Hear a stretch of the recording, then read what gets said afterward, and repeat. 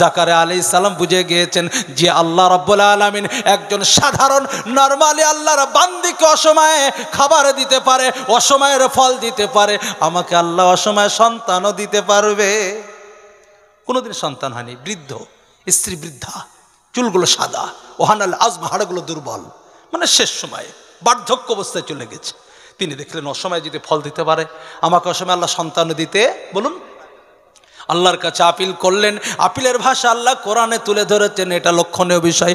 জাকারিয়া আলাইহিস সালাম বলেন, রব্বি হাবলি মিন লাদুনকা যুররিয়াতান তাইয়্যিবা, হে আমার প্রভু, হাবলি তুমি আমাকে দাও, মিল্লাদুনকা তোমার কাছে যাচ্ছে, কোনো দরগারতে, কোনো মাজারে নাই, কোনো পীরের কাছে নয়, তোমার কাছে চাচ্ছি। মুফাসসিরিন কেরামরা বলেছেন এমন একটা যুগ আসবে, এমন একটা সময় আসবে, মানুষ আল্লাহ ছাড়া অন্য কোনো জায়গায় সন্তান চেয়ে বসবে।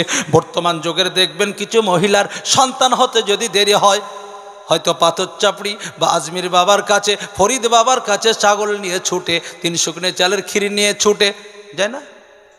আল্লাহ বলে দিলেন মিল্লাদুনকা, আল্লাহ তোমার কাছে চাচ্ছি, অন্য কোনো জায়গায় নয়, অন্য কোনো দরগাতে নয়। যুররিয়াতান মানে একটা সন্তান বলেই তিনি ক্ষান্ত হতে পারতেন, কিন্তু না, তারপরে আর একটা শব্দ আল্লাহ বাড়িয়ে দিয়েছেন তেনার মাধ্যম দিয়ে, তাইয়্যিবাতান, দিনদার পরহেজগার আল্লাহওয়ালা সন্তান। কি বললাম? তাইয়্যিবাতান মানে দিনদার পরহেজগার আল্লাহওয়ালা। হযরত জাকারিয়া আলাইহিস সালামকে আল্লাহ এমন একটা সন্তান দিলেন, কোরআন বলছে ওই নামের সন্তান পূর্বে কোনোদিন জন্ম নেয় নাই, তার নাম হচ্ছে হযরতে ইয়াহইয়া আলাইহিস সালাম। আলহামদুলিল্লাহ বলুন। শিখালাম, আপনাদেরকে বোঝালাম যে আল্লাহর পয়গম্বর যত সন্তান চেয়েছে সব কি সন্তান বলুন? নেক। আমরা কোনোদিন সে কথা আল্লাহর কাছে আপিলই করিনি। আমরা ভাবছি মোটামুটি একটা সন্তান হলেই হবে, এরকম। আল্লাহ বলছে যা 2-4টা খটমটে দিয়ে দিলাম, কেউ গেঁজা খায়, কেউ মাতাল, কেউ নামাজ বেনামাজি করে খাগা। এই জন্য অনুরোধ, আবেদন, দরখাস্ত, আমরা আজ থেকে যাদের সন্তান হয়নি, আমরা আল্লাহর কাছে যখনই সন্তান চাইব নেক সন্তান ইনশাল্লাহ বলুন। এবার আপনারা একটা বলবেন, হুজুর যাদের হয়ে গেছে তাদের কি হবে? একটা প্রশ্ন না, ভুল কথা। আমার নবী বিশ্বনবী বললেন লা তারুদ্দু সালাসাতু দাওয়াতিন, 3 জন ব্যক্তির দোয়া কখনো প্রত্যাখ্যান হয় না। কজন? দাওয়াতুল মুসাফির, পরদেশি ব্যক্তি মুসাফির অবস্থায় আল্লাহর কাছে দোয়া করবেন। কলকাতা নাখোদা মসজিদে বসে, দিল্লির জামে মসজিদে বসে আছেন, সেখানে আপনার গ্রামের কেউ নেই, আত্মীয় কেউ নেই, একাই আল্লাহকে বলছেন আল্লাহ তুমি আমার দোয়া কবুল করো, অমুক বিপদগ্রস্ত। আল্লাহ সেই মুহূর্তে হয়তো দোয়া কবুল করে নেবে। ট্রেনে যাচ্ছেন, নামাজ পড়ার জায়গায় নেই, তবু কষ্ট করে ট্রেন বারবার শুধু ধাক্কা মারছে, হিলাদোলা করছে।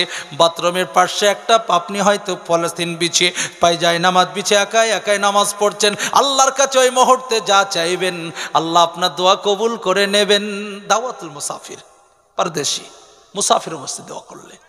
2 নাম্বার, আমার নবী বিশ্বনবী বললেন দাওয়াতুল মাজলুম, জালিমের জন্য। মাজলুম, মাজলুম মানে যে অত্যাচারিত, যে কষ্ট পায়, সে যখন দোয়া করে, বদদোয়া করে, সেই বদদোয়াটা কবুল হয়ে যায়। 3 নাম্বার, আমার নবী বিশ্বনবী বললেন দাওয়াতুল ওয়ালিদি লিল ওয়ালাদ, বাচ্চাদের জন্য, সন্তানের জন্য পিতামাতা যে দোয়া করবে সেই দোয়াটা আল্লাহর কাছে মঞ্জুর হয়ে যায়। বাপের মায়ের দোয়া ছেলে মেয়েদের জন্য অত্যন্ত কার্যকরী। তাহাজ্জুদের নামাজ পড়ে, 5 ওয়াক্ত নামাজ পড়ে, নেকির কাজ করে আল্লাহকে বলতে হবে আল্লাহ তুমি আমাকে সন্তান দিয়েছো, সন্তানকে একটু সঠিক লাইনে চলার তৌফিক দান করো, তাকে নামাজি বানিয়ে দাও, তাকে ইসলামিক কালচার দাও। এ বলে দোয়া করতে হবে। শুধু মৌলভী সাহেবকে বলে দিলেন যে হুজুর একটু আমার ছেলেকে বলেন, অত সহজ নাই। নিজেকে আল্লাহর কাছে বারবার দোয়া করতে হবে। একটা মজার তথ্য শোনাচ্ছি, একটা মজার তথ্য শোনাচ্ছি। আমার আব্বা পাবলিক মানুষ, সাধারণ মানুষ, কিন্তু দাওয়াত তাবলীগের সঙ্গে যথেষ্ট সময় দেয়। একবার 4 মাসের সময় দিয়েছেন, চিল্লায়ও যায় মধ্যে মধ্যে। আমার বাচ্চা একটাই, খুব জ্বালাচ্ছে, খুব মানে যন্ত্রণা, মানে পটাপ পটাপ, কখন আব্বাকে মারা, বাচ্চা ছেলে। তো মনে হচ্ছে অশান্তি আমি ভোগ করছি। আব্বা বলছে অশান্তি নাই, একটা কথা বলে দিই, তুমি মৌলানা মানুষ, মুফতি সাহেব মানুষ, তুমি মধ্যে মধ্যে আল্লাহর কাছে দোয়া করবা ছেলের জন্যে, যে আল্লাহ আমার ছেলেকে তুমি ভালো হাফিজ করো, ভালো আলিম করো। তোমার জন্য কত যে দোয়া করেছি আমি, বলা যাবে না। দোয়া করবা, দোয়া না করলে তুমি ভাবছো টাকা আছে, পয়সা আছে, ভালো করে মিশনে পড়াবো, ভালো মাদ্রাসায় পড়াবো, ভালো জায়গায় করে নিয়ে মানে তৈরি করবো, এটা হওয়া সম্ভব। দোয়া করবা মধ্যে মধ্যে। এই জন্য অনুরোধ, আবেদন, সন্তান হয়ে যাওয়ার পর আল্লাহর কাছে দোয়া করলে সন্তান একটা জায়গায় আসতে পারে। আলহামদুলিল্লাহ বলুন। তা আমি বলছিলাম ভালো পরিবেশে সন্তানকে যদি নিয়ে আসতে চাই 1 নম্বর শর্ত কি বললাম, ভালো যেমন বীজ চাই পেঁয়াজ লাগানোর আগে, গম বোনার আগে, তো সন্তান হওয়ার আগে আল্লাহর কাছে ভালো বলুন নেক সন্তান চাইব। 2 নম্বর শর্ত বলি, আপনার জমি যতই ভালো হোক, আপনার জমি যতই উর্বর হোক, বীজ যতই ভালো হোক, আপনি ভাবছেন আমি জমি ভালো কিনেছি, বীজও ভালো, জমিতে আপনি পেঁয়াজ লাগিয়ে দিয়ে 3 মাস আর জমিতে গেলেন না, পেঁয়াজ একবার উঠাতে যাবো তুলতে যাবো, তাই ভাবছেন পেঁয়াজ হবে? কোনোদিন হবে না। ওর পেছনে যে পরিচর্যা, সে পরিচর্যা দিতে হবে। মজার তথ্য বলি, আমার রাসূল বিশ্বনবী বললেন হাক্কুল ওয়ালিদ আলাল ওয়ালিদ আইয়ুহসিনা ইসমাহু আদাবাহু, পিতামাতার ওপরে ছেলে মেয়েদের অধিকার হচ্ছে কচি অবস্থায় যেন তার একটা ভালো নাম রাখে, আর সুন্দর যেন তাকে চরিত্র দেয়, ভালো যেন আদর্শ দেয়, ভালো যেন তাকে আচরণ শেখায়। কিন্তু আমাদের কোনোটাই নেই। ছেলের নাম রেখেছে এমন, ভবিষ্যতে বদলানো মুশকিল, কারণ আধার কার্ড হয়ে গেছে। ছেলের নাম রেখেছে জালিমউদ্দিন। হ্যাঁ আছে গো গ্রামে এখনো বাঙালি জালিমউদ্দিন নাই, তুকা জীবন বলছে আমাদের কারি সাহেব। বলে কেন? কোরআনে রহমান সূরা বারবার পেয়েছি হুজুরতে বলছে।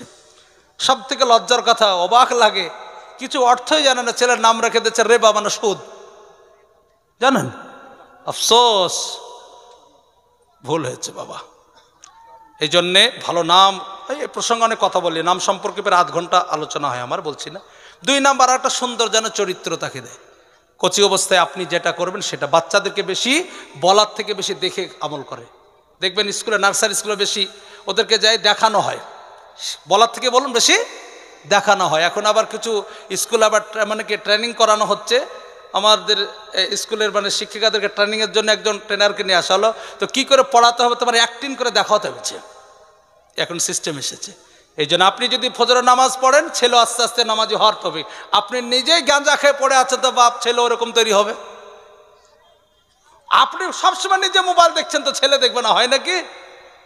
কত বুঝতে পারছেন? এই জন্য আপনাকে নিজে এমন কাজ করতে হবে যেটা ছেলে করলে তার ভবিষ্যৎ তৈরি হবে। এই জন্য তাকে ভালো পরিচর্যা দিতে হবে। লম্বা আলোচনা সেটা বলছি না, পরিচর্যার মধ্যে মূল ভালো তার সুন্দর নাম আর ভালো তার পেছনে আখলাক চরিত্রের জন্য এই শিক্ষা দিতে হবে। 2টো শিক্ষায়, একটা দিনই একটা দুনিয়ার শিক্ষা, দুটোই দরকার। আমি লম্বা বলছি না। 3 নাম্বার, ছেলেকে ভালো আদর্শবান বানাতে হলে ভালো ব্যক্তির সান্নিধ্যে তাকে রাখার চেষ্টা করতে হবে। ফার্সিতে একটা প্রবাদ বাক্য আছে, সোহবাতে সালে সালে কুনান, সোহবাতে তালে তালে কুনান। একটা ছোট্ট হাদিসের ব্যাখ্যা বলে শেষ করে দিচ্ছি। আবু দাউদের রওয়ায়াত কিতাবুল জানাইজের মধ্যে আছে হাদিসটা। আল্লাহর নবীর দরবারে একজন মহিলা, সাউদা হাদিসে আছে নামটা, অত্যন্ত কালো, কুৎসিত, আফ্রিকা মহাদেশের। সেই মহিলা মারা গিয়েছে। আল্লাহর নবী দরবারে থাকতেন, মসজিদ ঝাড়ু টাড়ু দিতেন। হঠাৎ রাত্রিতে মারা গেছেন। রাসূলের সিস্টেম ছিল প্রথম রাত্রিতে বিশ্রাম করতেন, মিডিল উঠে যেতেন, তারপর আবার একটু বিশ্রাম করে আবার ফজরের জন্য উঠতেন। আল্লাহ নবী সাল্লাল্লাহু আলাইহি ওয়াসাল্লাম বিশ্রাম করছেন, নারী মারা গেছে, কাফন দাফনের ব্যবস্থা করে দিয়েছেন। আল্লাহ নবী সাল্লাল্লাহু আলাইহি ওয়াসাল্লামকে ডাকেননি। সকালবেলায় যখন নারী নেই, তাকে দেখতে পাচ্ছে না, তো বলছে ওই মহিলাটা কই গো? তো বলে হুজুর সে তো গত রাত্রিতে মারা গেছে। বলে আমাকে ডাকলে না? তো বলে হুজুর আপনি বিশ্রাম করছিলেন তো, আপনার ডিস্টার্ব হবে বলে আমরা কিছু বলিনি, নিজেরাই আমরা কাফন দাফনের ব্যবস্থা করে দিয়েছি। রাসূল সাল্লাল্লাহু আলাইহি ওয়াসাল্লাম একটু হালকা মনক্ষুণ্ণ হলেন এবং বলে দিলেন যে শোনো, তাকে তোমরা সাধারণ ভেবেছ? ওই নারীটা আফ্রিকা মহাদেশ থেকে ভালো ব্যক্তির সান্নিধ্যে থাকার জন্যে, ইসলামিক ভালো কালচার পাওয়ার জন্যে, আমার কিছু সুন্দর সুন্দর কথা শোনার জন্যে নিজের মাতৃভূমি জন্মভূমি সব ছেড়ে দিয়ে সে আফ্রিকা মহাদেশ থেকে মদিনার বুকে এসেছিলেন, শুধু মাত্র ভালো মজলিসে থাকবো তা বলে। ওই মহিলাটার এত মর্যাদা, তার তো কবর আযাব আল্লাহ মাফ করেছেনই করেছেন, তার বরকতে আশেপাশে যত কবরগুলো ছিল তাদেরও কবর আযাব মাফ করে দিয়েছেন। জোরে বলুন সুবহানাল্লাহ। গুণ কি ছিল? নারী ভালো ব্যক্তির সান্নিধ্যে থাকার জন্যে সে বাড়িঘর ছেড়ে দিয়ে মদিনায় গেছিলেন। আপনার ছেলে যদি নেতা, যে নেতা সব সময় মদ পান করে, সব সময় দাদাগিরি, তার সাথে বাড়াবে ওই হবে। আপনার ছেলে যদি মনে করেন যে 5 ওয়াক্ত নামাজি ব্যক্তির সঙ্গে ঘোরাফেরা করছে, 1 দিন 2 দিন 4 দিন পর ও নামাজ পড়তে বাধ্য হবে। এই জন্য অনুরোধ, আবেদন, দরখাস্ত 3টে কথা। আমি কথাগুলো বিস্তারিত করলাম না, শুধুমাত্র হেডলাইন্স আকারে বলছি, প্যাকেট করে দিচ্ছি। 1 নাম্বার, আল্লাহর কাছে নেক সন্তানের জন্য দোয়া করতে হবে ইনশাল্লাহ। 2 নাম্বার, তার পেছনে ভালো পরিচর্যা দেব ইনশাল্লাহ। আর 3 নাম্বার, আমরা ভালো ব্যক্তির সান্নিধ্যে রাখার চেষ্টা করব। এমন মেয়ে যে নেকাব পড়ে, হিজাব পড়ে, 5 ওয়াক্ত নামাজ, মক্তবে, দিনিয়াত স্কুলও পড়ে, এরকম মহিলার সঙ্গে আপনার নাতনিটা বেড়াবে, আস্তে আস্তে সে মেজাজ তৈরি হবে।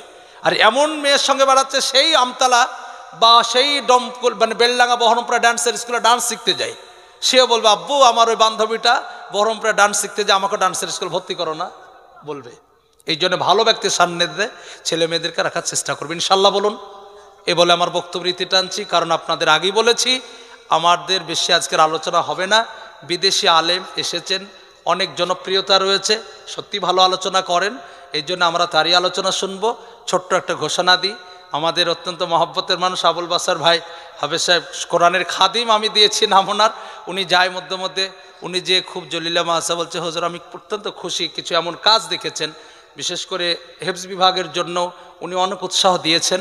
জলিলা মাসার আগামী শনিবারে, কিবার বললাম, শনিবার 2রা ডিসেম্বর বাৎসরিক জালসা, আপনাদের নিজেরই প্রতিষ্ঠান, কারণ এই লাইন থেকে প্রায় মোটর বেলডাঙ্গা পর্যন্ত বেশিরভাগ যাতায়াত বেলডাঙ্গা থাকে, সুতরাং সেই প্রতিষ্ঠানের জালসায় একটু সময় দেব ইনশাল্লাহ বলুন। সামনে শনিবার, আজকে শনিবার গেল, আগামী শনিবারে 2রা ডিসেম্বর, ব্যতিক্রম হয়ে গেছে, সাধারণত রবিবারও হয়, এবছর শনিবারে জালসা, আমরা একটু সুযোগ পেলে যাবো ইনশাল্লাহ বলুন। এ বলে আমার বক্তব্য রীতি টানছি। প্রধান বক্তা সাহেব এসে গিয়েছেন, মন চাইছে কিছু চাওয়ার, কিন্তু আপনাদেরকে কষ্ট আর দেব না, কারণ বক্তব্য তিনার শুনতে হবে, তারপরে ইনশাল্লাহ তিনি মুসাফির মানুষ, তিনার হাতে কিছু দিয়ে আমরা দোয়া নিয়ে যাবো ইনশাল্লাহ বলুন। না কিছু বলবো? আমার ওই একটা ভাই বলছি, জি জি জি, সেলিম ভাই, সেলিম আলিতা, আচ্ছা আচ্ছা, আমার খুব কাছে, নগদ 500 টাকা দিয়ে গেলেন। এই দেখেন হাফিজ সাহেবের কত মানে কি মহব্বতের মানুষ, এ শেষ মুহূর্তে আমি কিন্তু আদায়, সেলিম মালিথা এই বাজারের বাড়ি, উনি 500 টাকা নগদ পাঠিয়েছেন মাশাআল্লাহ। স্টেশনে মোজাম্মেল ভাই, স্টেশনে মোজাম্মেল ভাই, উনি 1000 টাকা ওয়াদা করলেন। আচ্ছা আচ্ছা আচ্ছা, স্টেশনারি দোকান না, মোজাম্মেল। মোজাম্মেল ভাই স্টেশনারি দোকান, তিনি 1000 টাকা দেবেন মাশাআল্লাহ। এই দেখেন শাহিনুর বেওয়া, আল্লাহর বান্দি, তেনার স্বামী চলে গেছেন, তিনার স্বামীর আত্মার কল্যাণার্থে 1000 টাকা দিয়েছেন, তার দান কবুল করুক মাশাআল্লাহ। এই দেখেন বেনামি একজন নিজের স্বামী, ইনারও স্বামী চলে গেছেন না, চলে গেছেন, স্বামীর জন্য 500 টাকা নগদ দিয়েছেন। এই দেখেন হাসিনা বিবি, তিনি 500 টাকা নগদ অলরেডি দিয়ে দিয়েছেন মাশাআল্লাহ। বেনামি বাবা মার আত্মার কল্যাণার্থে 1000 টাকা দিয়েছেন মাশাআল্লাহ। দেখেন রওশন মোল্লা 500 টাকার নগদ মাশাআল্লাহ। বেনামে আরেকজন 500 টাকা, নাম উল্লেখ যেগুলো করেন এখানে কাগজ পাঠানোর দরকার নেই। হোসেন মন্ডল নগদ 500 টাকা, আর বাকি আছে 1000, টোটালে 1500 টাকা। আল্লাহ তিনার দান কবুল করুক, সকল মিলে আল্লাহ। আর কিছু দেবেন শেষ মুহূর্তে, কেউ দেবেন কিছু? আমি 1 মিনিট থেকে 2 মিনিট সময় দিচ্ছি, যদি মন চায়। সত্যি আমার মাদ্রাসা এর আগমে এসেছি, মন কেড়েছে, যেমন হাফেজ সাহেব টিপটপ মাদ্রাসা টিপটপ বানিয়েছে, এবছর তো আরও শ্রীবৃদ্ধি, আরও মানে কি সৌন্দর্যের মধ্যে মানে কি বাড়তি দেখলাম, সুন্দর লাগছে। এবং সত্যি আমি সামনে প্রশংসা করাটা ভালোবাসি না, পেছনেটা আসল, তবু বলে না বলে থাকতে পারছি না। ভালো খুব মানে কি মাদ্রাসার পরিবেশ, মাদ্রাসার যে সিস্টেম, মাদ্রাসার যে বিশেষ করে বিল্ডিং, এরকম খুব কমই হয়। যাই হোক, পারলে শেষ মুহূর্তে 1-2 জন, আর কেউ 500-1000 মা বোনদেরকে বলছি, মজলিসে যারা আছেন একটু বলুন 1-2 মিনিটের মধ্যে, কারণ যেহেতু প্রধান বক্তা সাহেব এসে গেছেন, তিনার বক্তব্য শোনার জন্য চাতক পাখির মতো